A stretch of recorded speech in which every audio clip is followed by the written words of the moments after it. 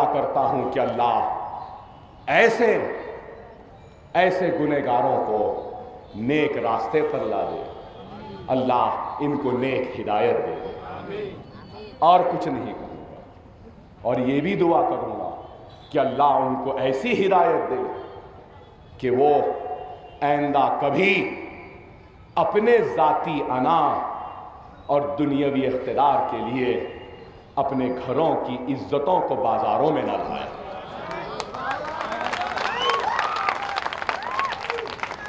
تم کو جھگڑا تھا، تم لڑ لینا تھا، تم کو اختلاف تھا، تم آ جانا تھا۔ ارے لعنت ہے ایسے اقتدار کی لالچ جو اپنے گھر کے بیوی کو بازاروں پہ لانے پہ مجبور کر دے۔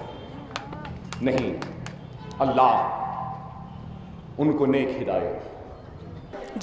جو لوگ آج یہ کہہ رہے ہیں کہ میرے شوہر نے گھر کی عزت کو باہر نکال دیا ہے، انہیں میں بس اتنا کہنا چاہتی ہوں کہ عزت کے حقیقی معنی کیا ہیں وہ جانتے تو ہرگز نہیں کہتے۔ یقیناً اگر کوئی دیندار، وفادار، پابند شریعت شخصیت میرے شوہر پر الزامات عائد کرتی تو میں ضرور اس کا جواب دیتی، لیکن الزامات عائد کرنے ایک یا دو چند یا 100,000 نہیں بلکہ لاکھوں کروڑوں عوام کو دھوکہ دینے والی دوغلا خائنین ہیں، جن کا جواب دینا مجھے کسی جیسی پابردہ خاتون کو زیب نہیں دیتا۔ الحمدللہ میرے شوہر نے مجھے شریعت کے اسلام کے مطابق ہوا تھا اور میرے والد نے مجھے عزت کے ساتھ ڈولی میں روانہ کیا تھا۔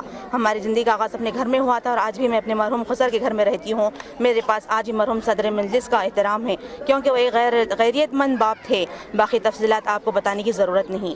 اگر کوئی یہ سمجھتا ہے کہ محمد غوث کی بیوی میدان سیاست میں آتی ہے تو گھر کی عزت باہر نکل رہی ہے، تو اسے میں یہ سمجھاتے ہوئے آگے بڑھوں کہ میں اپنے ایک نہیں 2 محرم کے ساتھ میدان انتخابات میں ہوں، جبکہ تم لوگوں نے جنہیں باہر نکالا ہے وہ تنہا ہیں۔ کل جب وہ کونسلر میں بیٹھے گی تو پتہ نہیں کس کے ساتھ۔ اگر آپ کی دعائیں اور ساتھ رہے گا تو کونسلر میں میرے ایک جانب شوہر ہوں گے تو دوسرے جانب میرا لخت جگر۔